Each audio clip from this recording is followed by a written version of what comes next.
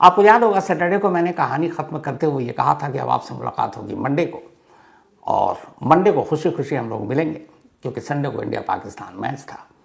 और आज वाकई मैं खुश हूँ बहुत, और आप सभी खुश होंगे, क्योंकि इंडिया पाकिस्तान का मैच, वो भी चैंपियंस ट्रॉफी में, दुबई के अंदर, और होस्ट और डिफेंडिंग चैंपियन पाकिस्तान, हालांकि ऐसी होस्ट जो अपना देश छोड़कर दूसरे देश में मुकाबला हो रहा था। और क्या मैच था। हालांकि जब इस मैच को पहली गेंद से लेकर आखिरी तक देखा, तो जब इंडियन बैटिंग करने आई तो 242 इतना बड़ा स्कोर नहीं था। लेकिन वही है कि जब आप बहुत शिद्दत से मैच देखते हैं तो बस ये होता है कि अब विकेट ना गिरे, 100 बन जाए, पहले 125, फिर 150, 200 विकेट ना गिरे, और आखिर में 30-40 रन जब बचे तो लगता है कि हाँ चलो काम हो गया। ये हर क्रिकेट फैन जो कट्टर होते हैं उनके अंदर की यही भावना होती है। तो कायदे से जो मैच, अब मुझे लगता है जब मैच कल ख़त्म हुआ, फिर मैं सोचने बैठा तो मुझे लगा कि तो बिल्कुल ही वन साइडेड मैच था। अगर आप उन पलों को हटा दें जब रोहित शाहीन शाह अफरीदी की यॉर्कर पर आउट हुए, उसके बाद फिर दूसरा विकेट गिरा। श्रेयस अय्यर शुरू में आके जिस तरीके से हार्ड हिटिंग खेलते हैं, लेकिन कल उन्होंने प्लान के तहत खेला तो ऐसा लग रहा था। फिर बांग्लादेश का मैच जो हुआ था उससे पहले हम लोग को अंदाजा था कि बीच में थोड़ी मुश्किल आती है, स्लो ट्रैक है, बॉल रुक कर आती है। लेकिन कल मैच खत्म होने के बाद लगा कि यहाँ तो कुछ हुआ ही नहीं। कायदे से हमने वन साइडेड मैच जीता। कायदे से ये मैच एक तरह से बोरिंग ही कह दीजिए इसको आप। अब चूंकि जीत गए हैं तो ये सब बोल रहा हूँ, वरना उस वक्त तो हालत ख़राब थी, क्योंकि बस जीतना है, आपको पता है। तो विकेट गिर नहीं रहे थे, आराम से सिंगल ईजिली बन रहा था। बस लास्ट में ये हो गया था कि मैच में तो कुछ बचा नहीं कि कोहली की सेंचुरी होगी कि नहीं, और हम सबकी यही दुआ थी कि जब यहाँ तक पहुँच गए हैं दहलीज तक, तो दहलीज पार होनी चाहिए। और जिस तरीके से आके हार्दिक पांड्या ने पहले 1-2 शॉट मारा तो मुझे लगा ये क्या हो रहा है, 1-2 और मार देता तो वो रन ही कम हो जाते फिर जीतने के लिए, और कोहली की सेंचुरी के लिए रन ज़्यादा होते। लेकिन जब पांड्या आउट हुए तो आपने देखा होगा इंडियन फैन ने भी खूब तालियां बजाई पांड्या के आउट होने पर। फिर अक्षर पटेल ने एक सिंगल छोड़ा, उस पर भी तालियां बजी। रोहित शर्मा खुद पवेलियन में बैठकर हंस रहे थे। और आखिर में विराट कोहली ने अपना 51st वनडे इंटरनेशनल, साथ ही 14,000 रन, फास्टेस्ट। सचिन तेंदुलकर ने जितने मैच खेले तो उससे करीब 67 मैच कम खेले और 14,000 रन बनाए। तो ये माइलस्टोन, और एक बड़े मैच के दौरान। तो मैच लाजवाब, बिल्कुल वन साइडेड वैसे है, लेकिन जीत तो जीत होती है हमारी। और कमाल ये है कि इस मैच के साथ ये शायद पहली बार हुआ है कि 19 तारीख को चैंपियंस ट्रॉफी का आगाज़ हुआ, शुरुआत हुई। पहला मैच पाकिस्तान न्यूजीलैंड का, न्यूजीलैंड वो मैच जीती, और 23 को दूसरा मैच पाकिस्तान का इंडिया से, इंडिया वो मैच जीती।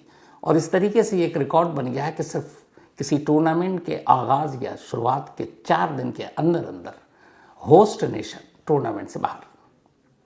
इससे तेज़ी से कोई और देश शायद बाहर नहीं हुआ है। 19 को शुरुआत और 23 को लगभग पाकिस्तान बाहर। मैं 23 को इसलिए भी कह रहा हूँ कल, क्योंकि अब इफ बट बहुत सारी हो रही है कि नहीं अब भी पाकिस्तान आ सकती है। हालांकि वो कल पूछा भी गया पाकिस्तान के कैप्टन से, तो उसने भी साफ साफ कहा कि नहीं अब लगभग हम बाहर हैं, अब अंदर कैसे हो सकते हैं। तो बड़ा वो हिसाब किताब चल रहा है कि आज जो मैच चल रहा है वो आज बांग्लादेश जीत जाए तो बांग्लादेश के 2 पॉइंट हो जाएंगे, न्यूजीलैंड 2 पे रुक जाएगी। आखिरी मैच उधर न्यूजीलैंड, बांग्लादेश को पाकिस्तान से खेलना है, तो पाकिस्तान जीत जाएगी तो पाकिस्तान के भी 2 पॉइंट हो जाएंगे। इंडिया न्यूजीलैंड को हरा दे तो न्यूजीलैंड भी 2 पर ही रुक जाएगी। तो अब बांग्लादेश, न्यूजीलैंड और पाकिस्तान तीनों 2-2 पॉइंट पर रुक जाएंगे। अब उनमें जिसका बेहतर रन रेट होगा वो ऊपर आएगी। इंडिया को कोई मतलब नहीं 4 पॉइंट के साथ, तो हम लगभग अंदर ही है। अब उसमें अभी तो पाकिस्तान बॉटम पर है रन रेट में भी, लेकिन कहा जा रहा है कि आखिरी मैच न्यूजीलैंड के बाद पाकिस्तान और बांग्लादेश का है तो उसके सामने रन रेट होगा। लेकिन ये सारी चीज़ें बेवकूफ़ी वाली हैं। 1-8% को हो सकता है, लेकिन अब उम्मीद नहीं है। तो कायदे से डिफेंडिंग चैंपियन और होस्ट नेशन बाहर। अब कहानी शुरू करूँ उससे पहले बस 2-4 चीज़ें आपसे, चूँकि क्रिकेट में बोलने का कम मौका मिलता है आजकल।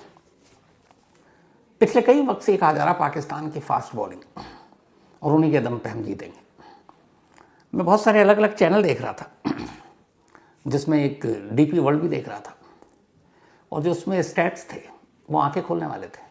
लास्ट 5 मैच में पाकिस्तान के तीन premier fast bowler, Shaheen Shah Afridi, Naseem Shah या फिर हारिस रऊफ, इन तीनों का जो एवरेज था पर विकेट लेने का वो 50, 55 एंड 60, मतलब एक विकेट लेने के लिए वो 50, 55 से 60 रन दे रहे थे, 3 प्रीमियर बॉलर।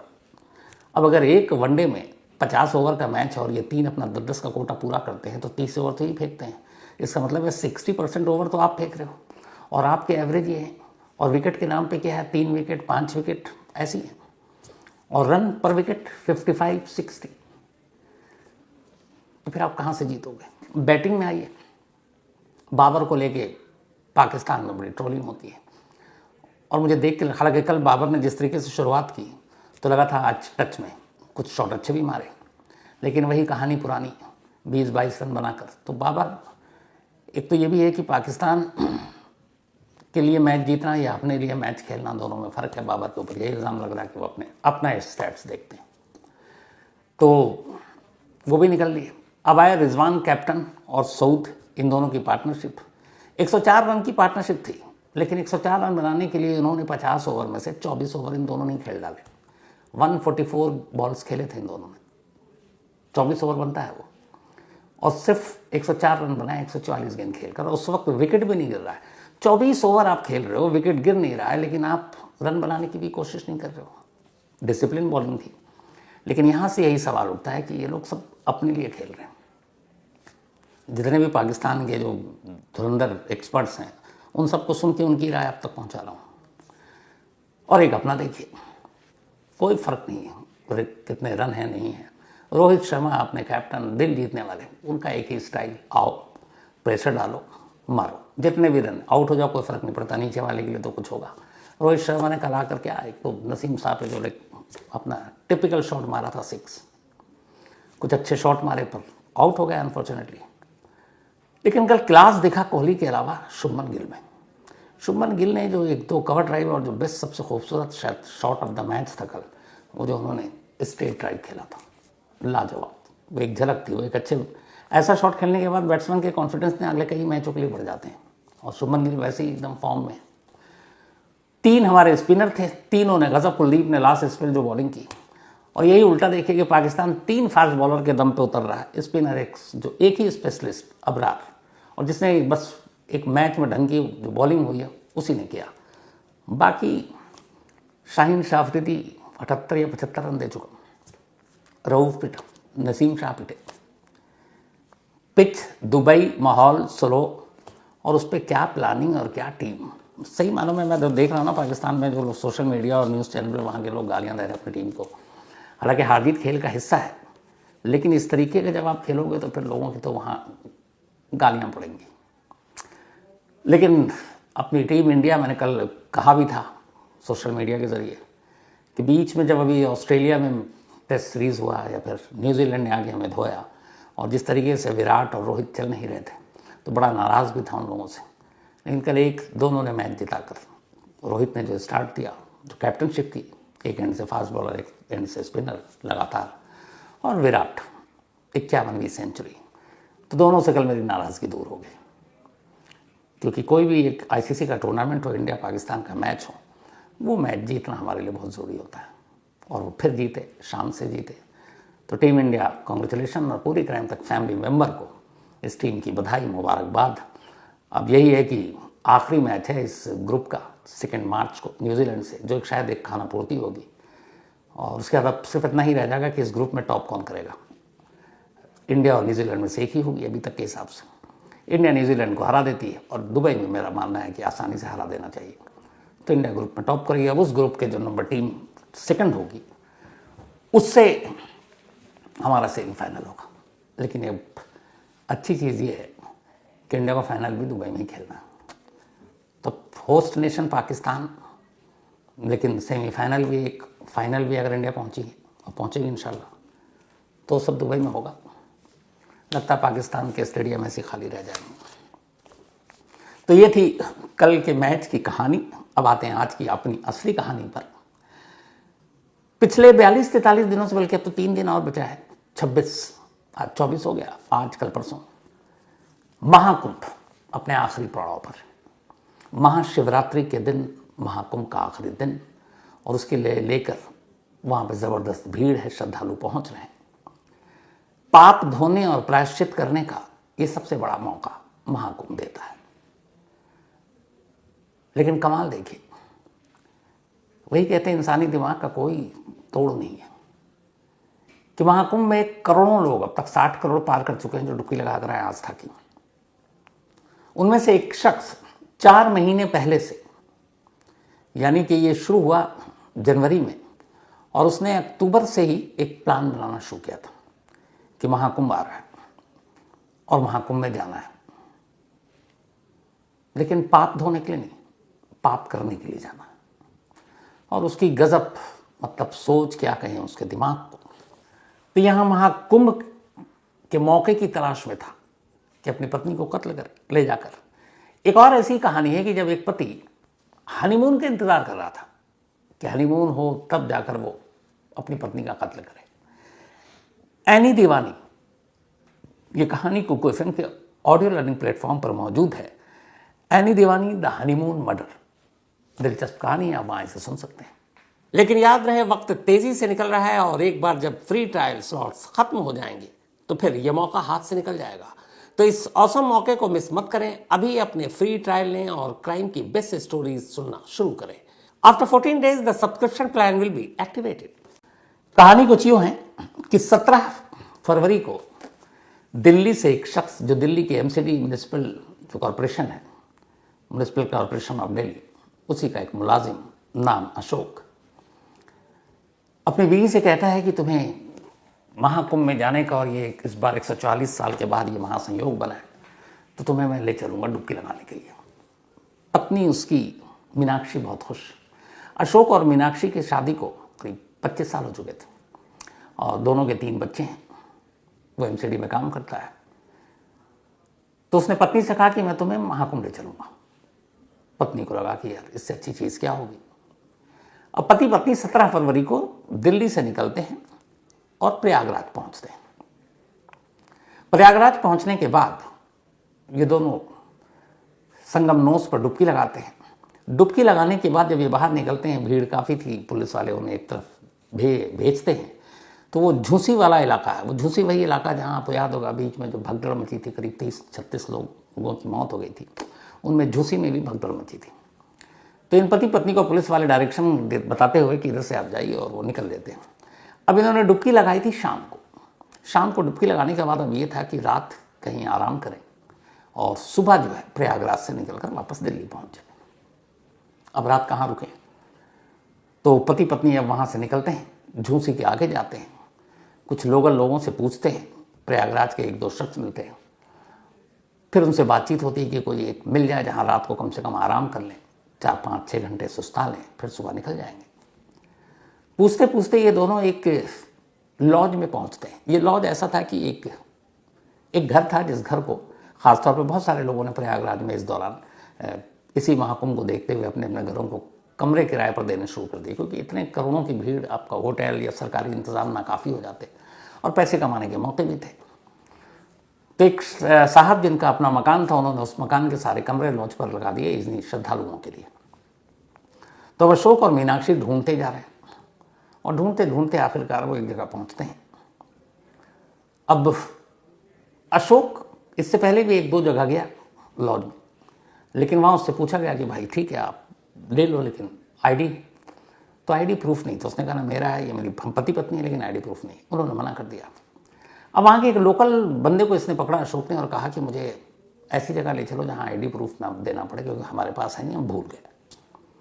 वो भी लोकल था, उसने कहा कि यहाँ सामने एक लॉज है, तुम चले जाओ। वो वहाँ पहुँचा तो उन्होंने कहा एक कमरा खाली है रात भर के लिए। दोनों ने पति पत्नी आई कार्ड आईडी वाईडी कुछ देखा नहीं, ना कोई फ़ोन नंबर लिया, क्योंकि वहाँ इसी तरह श्रद्धालु आते 4-6 घंटे रुकते फिर चले जाते, पीक सीजन चल रहा उनके लिए।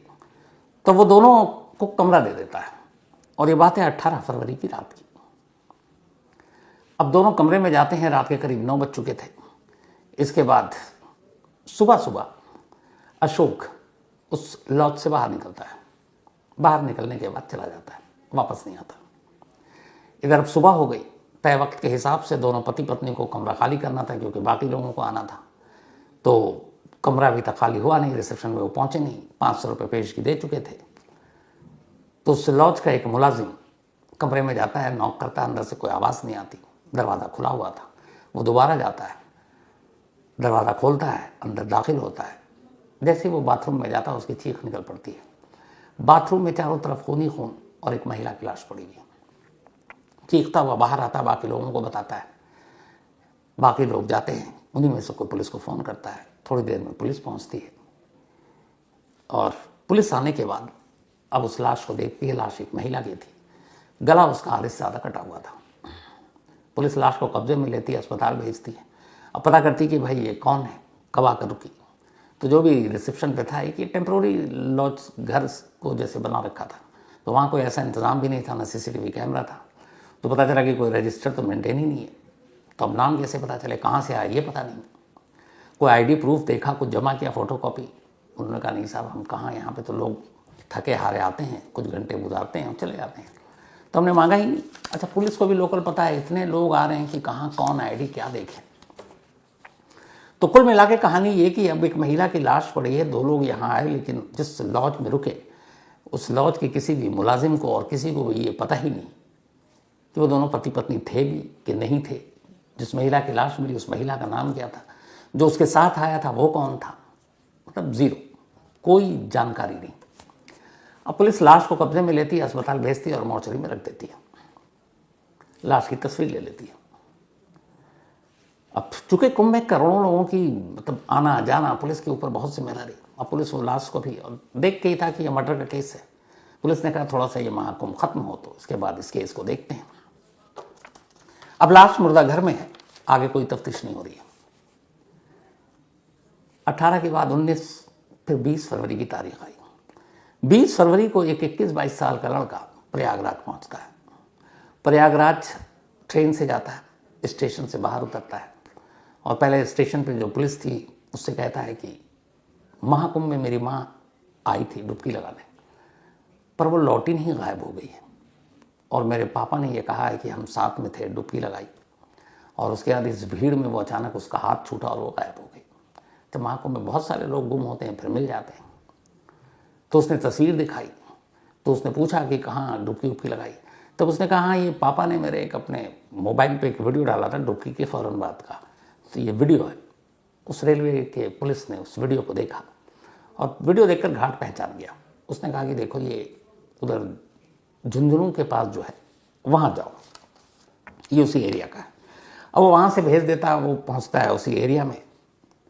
अब वो वहाँ जाने के बाद जब पुलिस वालों से मिलता है तो तस्वीर दिखाता है, कहता है कि ये मेरी मम्मी है और आई थी 17 फरवरी को और उसके बाद से गायब हो गई है। तो वहाँ के जो पुलिस के इंचार्ज थे वो तस्वीर देखते हैं और वो तस्वीर देखते हैं, उन्हें कुछ याद आता है कि इस तस्वीर में जो महिला है इसको कहीं देखा। थोड़ी देर तक सोचते हैं, फिर अचानक मुझे याद आता है कि एक लॉज में एक महिला की लाश मिली थी, उसकी तस्वीर ली थी, उसका चेहरा वो मिलता है। इत्तेफाक से वो तस्वीर उनके पुलिस वालों के पास थी। उन्होंने पुलिस वालों को बुलाया और कहा कि वो तस्वीर लेकर आओ जो लाश जिसका मिला था। तो अब वो तस्वीर आती है, उस तस्वीर को उस लड़के को दिखाया जाता है। लड़का तस्वीर देखता है, कहता हाँ यही मेरी मम्मी है। अब सच्चाई जानकर वो रोने लगता है। खैर कुछ धोखा ना हो इसके बाद पुलिस उसको कहती है कि चलिए आप मोर्चरी मुर्दा घर में आप पहचान लीजिए। वो लड़का मुर्दा घर पहुंचता है। मुर्दा घर जाने के बाद जब लाश दिखाई जाती है तो वो कपड़ों से और बाकी चीज़ों से अपनी माँ को पहचान लेता है। माँ का कत्ल हुआ था। अब बेटा परेशान, इधर बेटा आया तो अब पुलिस को पहली बार पता चला मरने वाले महिला का नाम मीनाक्षी है, वो दिल्ली की है। और बेटे के बयान के हिसाब से उसकी माँ अपने पापा के उसके साथ 17 फरवरी को प्रयागराज आई थी संगम में डुबकी लगाने के लिए। 18 फरवरी तक सब ठीक था। 18 फरवरी को डुबकी लगाने के बाद उसके फादर ने संगम का एक वीडियो बनाया 28 सेकंड का। 28 सेकंड में उन दोनों की डुबकी की जो वीडियो थी, ज़्यादातर लोग, लाखों करोड़ों लोग अपने अपने स्टेटस पे लगा रहे हैं। तो मीनाक्षी का भी ये वीडियो डुबकी लगाते हुए उसके फादर ने, यानी मीनाक्षी के पति ने, अपने मोबाइल के इस पे व्हाट्सएप के स्टेटस पे लगाया था। पुलिस ने कहा लेकिन तुम्हारे पापा कहाँ हैं? तो उसने कहा पापा का फ़ोन आया 20 तारीख को, बल्कि 19 तारीख को, और उन्होंने कहा कि देर रात फ़ोन आया कि अगर डुबकी लगा कर आए और तुम्हारी मम्मी गायब हो गई, हाथ छूट गया और यहाँ बहुत भीड़ है, ढूंढ रहा हूँ, कहीं मिल नहीं रहा हूँ, परेशान हूँ। और फिर उन्होंने कहा तुम परेशान मत हो, मैं यहाँ जब तक ढूंढूंगा नहीं लौटूंगा नहीं। तो बेटे ने कहा कि मुझे फिक्र हुई, क्योंकि पापा भी परेशान है, मम्मी गायब है, उससे पहले भगदड़ की खबर सब सुन चुके थे, तो कुछ भी हादसा हो सकता है। तो बोला इसलिए मैं प्रयागराज आ गया। अब जब पुलिस ने ये सारी कहानी सुनी तो फिर एक टीम को लगाई कि इस महिला के कत्ल की ज़रा पहले सुलझाओ।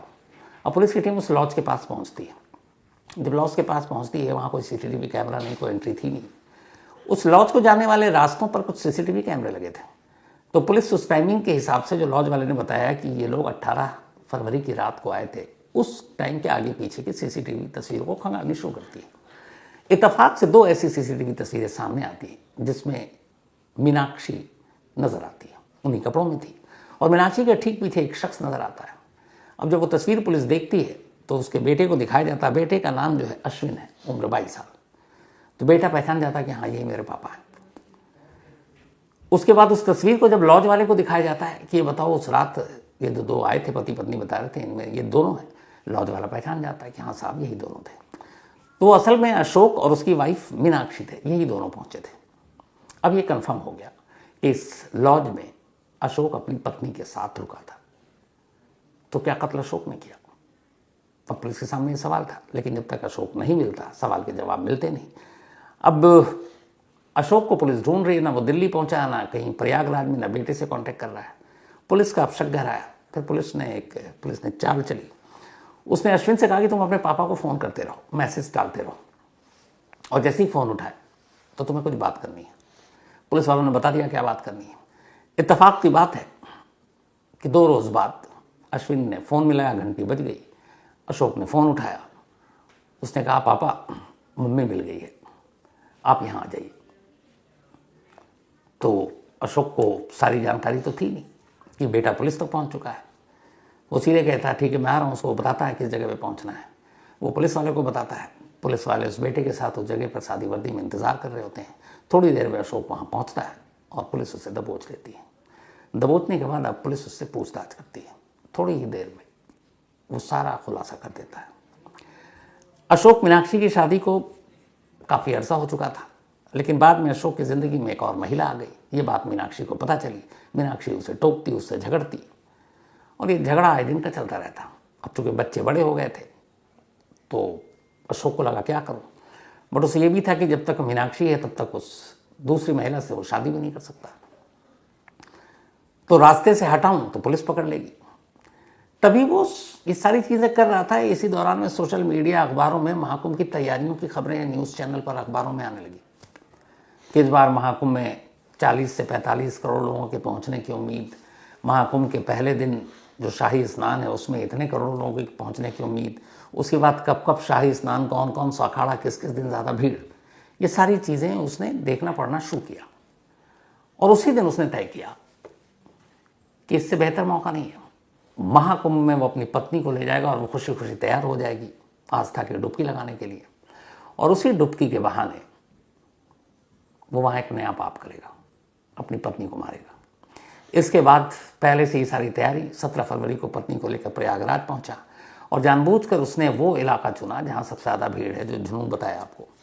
वहाँ पे इसने डुबकी लगाई शाम को। डुबकी लगाने के साथ वीडियो बनाया, वीडियो को सोशल मीडिया पर अपने व्हाट्सएप पे डाला, ताकि पूरे ख़ानदान को, सबको पता चले कि देखो दोनों डुबकी लगा चुके हैं, डुबकी ही लगाने आए थे और दोनों खुश हैं। इसके बाद वो वहाँ से निकला।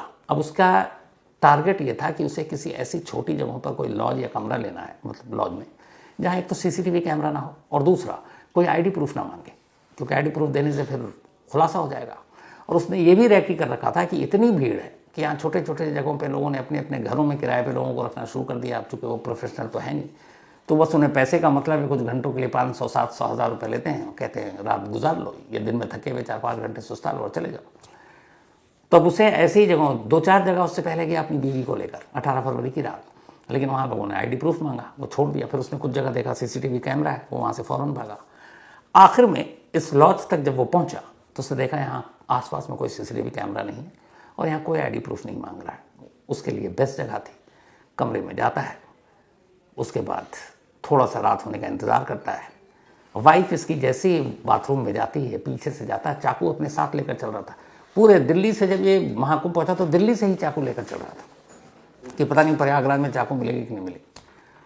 और उस रात मौका मिला, जैसी बीवी बाथरूम में गई, पीछे से गया और सीधे गले पर उस चाकू को घुमा दिया। जब उसे यकीन हो गया कि बीवी मर चुकी है, अपना सामान, बीवी के शिनाख्त की कोई भी ज़रूरी चीज़ थी वो सब उठाया और रात के अंधेरे में निकल गया लाश को छोड़कर, क्योंकि उसे पता था कि उसने शिनाख्त के नाम की कोई चीज़ नहीं छोड़ी है। उसे ये भी पता था कि शायद महाकुंभ की इस भीड़ में कौन इस मर्डर की तफ्तीश करेगा। लेकिन बेटा पहुंच गया प्रयागराज और बेटे ने जब अपनी माँ की तलाश शुरू की तो एक कातिल बाप को पुलिस तक पहुंचा दिया। अब सोचिए, महाकुंभ जैसा मौका, जहां लोग 140 साल बाद की बात हो रही है, पाप धुलने, प्रायश्चित करने जा रहे हैं। एक बंदा 4 महीने पहले से सोच रहा है कि महाकुंभ आएगा, मैं बीवी को ले जाऊंगा और उसी महाकुंभ में मारूंगा। उसने शायद ये भी सोचा होगा अगला कुछ आएगा तो फिर डुबकी लगा के ये पाप धो लूंगा। क्या पता उसके मन में ये चल रहा हो।